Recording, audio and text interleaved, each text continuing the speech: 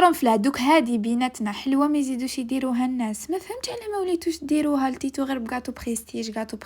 لاباط نحتاجو 3 كيلات فارينه، لافاني، قرصه ملح، نص كيله تاع ليدام مارغرين تاع التوريق من الاحسن. نبسوهم ونطموهم بالمزهر اللي يكون دافي. قبل ما تنطم لنا نقسموها على زوج. الجزء الاول نكملو نطموه بالمزهر ونعجنوه شويه قسمه ليليس.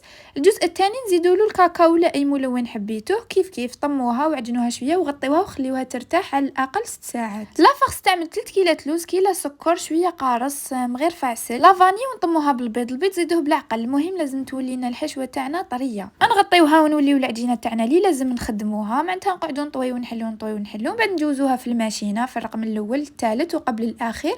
اذا حسيتوها شويه خشينه زيدوا حلوها بالحل. بالنسبه للحجم تاعهم خيرتي يكون المربع تاعي 8 سنتيمتر على 8، ولا تقدروا 7 على 7. نحكموا المربعات تاعنا نقسموهم كيما راهم موضح على 4 وشنو ما توصلوش حتى للنص باش ما يتقطعوناش.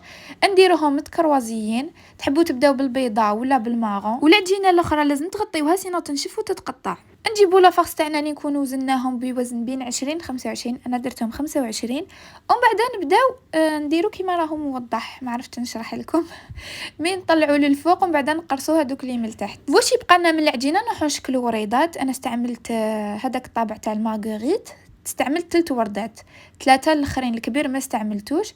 خالفت الالوان، درت الكبيره ماغون اللي تحتها بيضاء والاخرى ماغون تاني. هي من الاحسن تخليوها تبات باش ما تفسدش الشكل تاعها قبل ما طيبوها. نطيبوها على 180 درجه واحد 20 دقيقه.